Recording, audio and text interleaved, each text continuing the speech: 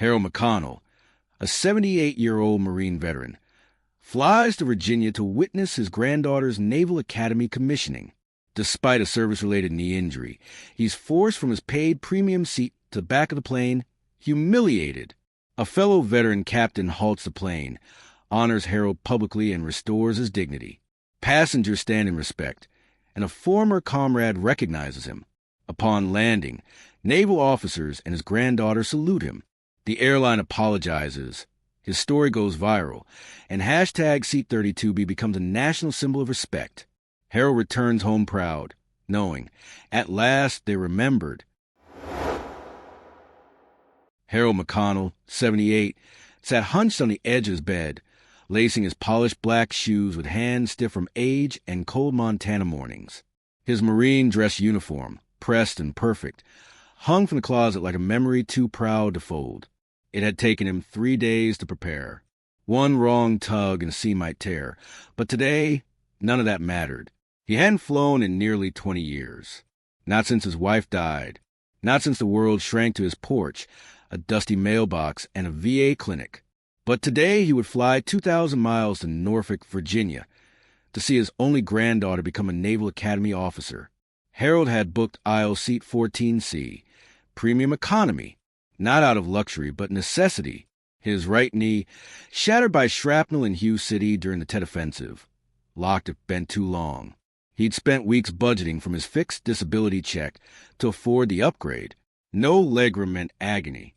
Aisle seat meant survival. The old duffel beside him was frayed from decades of posts and moves. Inside were medals she'd never seen. Bronze Star, Purple Heart, campaign ribbons faded from sun and war. He had never talked much about Vietnam. But today, he would wear the uniform and stand proud as his legacy continued. Outside, dawn broke cold and blew over Billings. A cab waited by the curb. Harold pulled on his coat, slid the duffel strap over his shoulder, and locked the door behind him. The quiet click sounded like the turning of a chapter. He didn't know what the flight would hold, but he carried 3 things with him: duty, pain, and the burning need to be there when his granddaughter saluted for the first time. The flight from Billings to Norfolk had a single connection in Denver. Harold moved carefully through the concourse, cane tucked under one arm, duffel held tight, like it might disappear if he let it go. His face was expressionless, but every step sent a lance of pain from his knee up into his spine. Gate A42 was already boarding when he arrived. Harold stepped into the line with a quiet nod, clutching his boarding pass. His seat, 14C, was an aisle, premium economy, the only way he could make it. But as the scanner beeped, the agent frowned. 1 SEC, she said, eyes flicking over the screen. Weird, your seat isn't showing. Must be a system error. She was new, barely older than his granddaughter. Her badge read trainee. Harold felt his chest tighten. I booked 14C. I paid extra. Sure. Happens sometimes, she said, forcing a smile. Go ahead and board. We'll sort out. He moved down the jet bridge, the beat behind him already forgotten by the trainee. But something inside him stayed alert. That old Marine instinct. Once aboard, he found 14C and carefully lowered himself into the seat, wincing as his knee bent. The pain was sharp, but manageable, just manageable. He stowed the duffel under the seat and closed his eyes. He could almost hear the Academy band, the slow rising notes of Anchors Away in his mind. Then a shadow fell over him. Sir, said a flight attendant in a crisp navy blouse, I need you to move to the back. Seat 32B. Harold blinked. I'm sorry. We need to see the family together. He straightened. Ma'am, I have a VA-verified knee injury. I booked this seat for medical reasons. He reached into his coat pocket, pulled out the folded, worn letter from the VA. It's right here. She didn't even glance at the paper. If you don't move, I'll have to call security. A low murmur rippled through the surrounding rows. Passengers glanced over, irritated. A woman 2 rows up muttered, Just do what she says. Harold's chest rose slowly. He swallowed. There was a time he'd barked orders that saved lives. Now he was a problem. I'm not trying to be difficult, he said softly. I'm just trying to make it to my granddaughter's commissioning. You'll still get there, she said with a forced smile, then turned her attention elsewhere. Harold stood. It took effort. His leg buckled slightly, and he had to grip the seat to keep from falling. Nobody offered a hand. He limped a long aisle to 32B, middle seat, back row, tight against a lavatory, with no working air vent and a heavy stench of disinfectant. A man in the aisle seat sighed loudly as Harold squeezed past. "You sure took your time," he grumbled. Harold didn't answer. He simply sat, jaw tight, hands folded on his lap. He pressed his legs sideways into the bulkhead to try to keep extended, but there was no room. Pain crept up again like fire in the bone. As the plane began taxiing, his knee seized.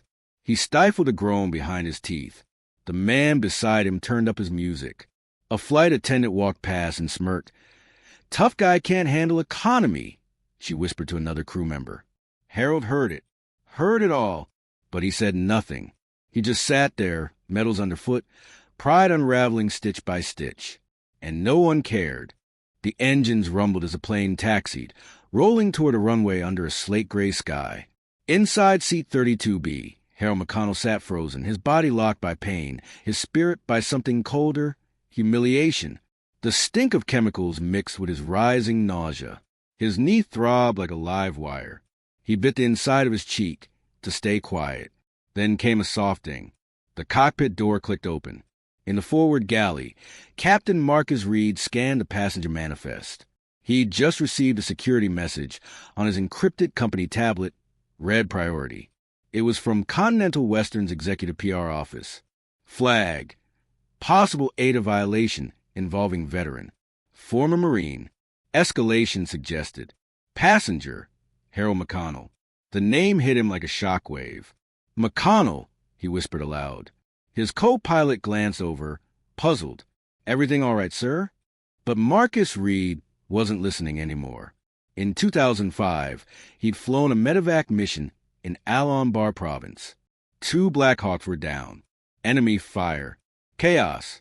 Reed's Chinook had landed under fire to extract casualties, and the ground team had included a sergeant who refused evacuation until all wounded were clear. He dragged bodies through fire. When Reed helped him aboard last, the man collapsed, blood soaking his camo. Reed never got his name. Until now. "McConnell," he said again. "It's him." Without a word, he unbuckled and stepped out of the cockpit. The crew barely noticed at first. Then they turned one by one, as the captain in full uniform walked briskly down the aisle. Passengers looked up. "Is something wrong?" Captain Reed didn't speak. He moved past row 10, then 15, then 25. The cabin hushed, conversations dropping off as if the air itself was waiting. The wheels beneath them slowed. Row 32. He stopped. Harold looked up, startled. His face was pale, sweat lining his brow. One hand trembled on his thigh. Captain Reed straightened, heels clicking. Then, before a word was said, he did something no one expected. He stood at attention and rendered a perfect salute. "Sergeant Harold McConnell," he said clearly, his voice carrying over the silent cabin. "I served behind your line in Fallujah. Your actions saved my flight crew. You don't remember me, but I never forgot you." Harold stared, his mouth parting slightly. "Sir, I'm just trying to get to—" "You shouldn't be in this seat," Captain Reed said, then turned to the man on Harold's left, who was smirking. "What, is this some PR stunt?" The man muttered. "Just let us get going." Captain Reed's voice sharpened. "You're sitting beside a man who carried 6 wounded Marines from a burning APC while bleeding from both legs. You want PR? He wanted silence. You flew on his freedom." The smirk vanished. Reed turned to the back galley. "Melissa," he said sharply to the lead attendant, "explain why this man was moved from 14C. Melissa's mouth opened, then closed. There was a family. Reed held up a hand. "We're fixing this now." He tapped the intercom in his hand. "Please hold taxiing." A pause. Then Reed turned to Harold. "You're coming with me, Sergeant." Harold shook his head faintly. "It's all right, son. Don't make a scene." But Captain Reed offered his hand. Sir, it would be the honor of this airline if you sat where you belong. Passengers watched, frozen. The tension held in a delicate, breathless standoff. Then came movement. From first class, a tall man stood. I'm in 1A, he said, his voice steady. He can have it. He looked directly at Harold. Take it, sir. I got nothing more important to sit for today. Slowly, Harold stood. The cabin remained silent. As he limped forward, the man who had once stood alone in enemy fire now walked between rows of quiet strangers who rose, one by one, to their feet. He passed a man in coach who began to cry. Harold glanced over. The man whispered, You saved me. Iraq. 2004, I was Corporal Fletcher. Harold stopped cold. He looked the man in the eyes, recognized him. You made it? Harold breathed. Because of you. Captain Reed helped Harold into seat 1A. A flight attendant brought a pillow for his knee. Then Reed took the intercom. Ladies and gentlemen, he said, this aircraft is proud to carry Sergeant Harold McConnell. If we're late, so be it. Some delays are worth the dignity they restore. Not a sound. Then applause. Quiet at first, then swelling like a wave breaking through years of silence. Harold closed his eyes, overcome. For the first time in decades, the world was looking not at him, but for him. Seat 1A was silent, sacred. Harold sat back, adjusting slowly as a pillow was slipped beneath his knee. His hands, leathery and lined with years, trembled as they clutched his duffel. Across from him, a toddler peeked over the seat divider, eyes wide with wonder. Harold gave him a faint smile. Mom, the child whispered, tugging at his mother's sleeve. Is he a hero? The mother turned her gaze toward Harold, then nodded solemnly. Yes, he is. In the cockpit, Captain Reed radioed operations control. This flight is being delayed. I'll file the delay report personally. If corporate has an issue, tell them to call me direct. Back in the cabin, whispers traveled like wind through wheat. That's the guy. He fought in Vietnam. I heard he saved people from a burning vehicle. My uncle knew him, but amid the chatter, a deeper reverence settled. Not loud, not performative. Real. Melissa, the flight attendant who had forced Harold to the back, now stood stiffly beside the forward galley. Her jaw twitched as she glanced toward 1A. Her crew partner, a younger man named Ryan, leaned toward her. You didn't even read the medical note? She said nothing. Ryan stepped past her, walked up to Harold's seat, and knelt slightly. Sir, he said, I want to apologize. I watched it happen, and I didn't say anything. That was wrong. Harold nodded once, lips pressed tight. It's all right, son. No, sir, it's not, but I'll try to do better. Before anyone could reply, a new voice called from the aisle. Excuse me, Captain Reed. Reed turned to see a woman rise from row 3. Business attire, tablet in hand, a badge on her chest. Continental Western Airlines, Strategic Affairs. I'm Danielle Brooks. PR Crisis Response. I sent the original escalation. But there's more. We just received a notice from DoD Liaison Services. Captain Reed raised an eyebrow. Why would DoD be involved? Apparently someone on board contacted the Defense Department via back channel. A General Matheson, retired, was notified. Wait, Roy Matheson. Reed's voice sharpened. He commanded the 3rd Marines. That's... Yes, Danielle nodded. Apparently, Sergeant McConnell saved his life in 1968, during the Tet Offensive. Gasps, audible ones. I've just confirmed, Danielle added. General Matheson requested full visibility on how Harold is treated. His words, no more ghosts. The next minutes blurred. Messages flew between Airline Command and the Department of Defense. A delay announcement was issued to connecting gates. Not one passenger complained. Then came a new surprise. The door at the front of the aircraft opened. Against protocol, a man in full military dress stepped on board. Clean-shaven, precise. His bars gleamed. Lieutenant Commander Alan Reyes, U.S. Navy, he said. Sergeant McConnell, I'm here on behalf of the Naval Academy. Harold struggled to sit straighter. Yes, sir. Reyes saluted. We heard you were attending the graduation. The superintendent would like you seated in the front row as a guest of honor. Harold blinked. But I'm just... You're the reason she's graduating, Reyes said quietly. You're the last Marine in her bloodline. She told us everything. He pulled out a small blue velvet box. She wanted me to give you this in person. Inside, a gold pin engraved with the Naval Academy seal, and beneath it, the words honor through generations. Harold stared, overcome. His voice cracked. She planned this? She said you carried the legacy. Now it's her turn. The lieutenant commander turned to the crew.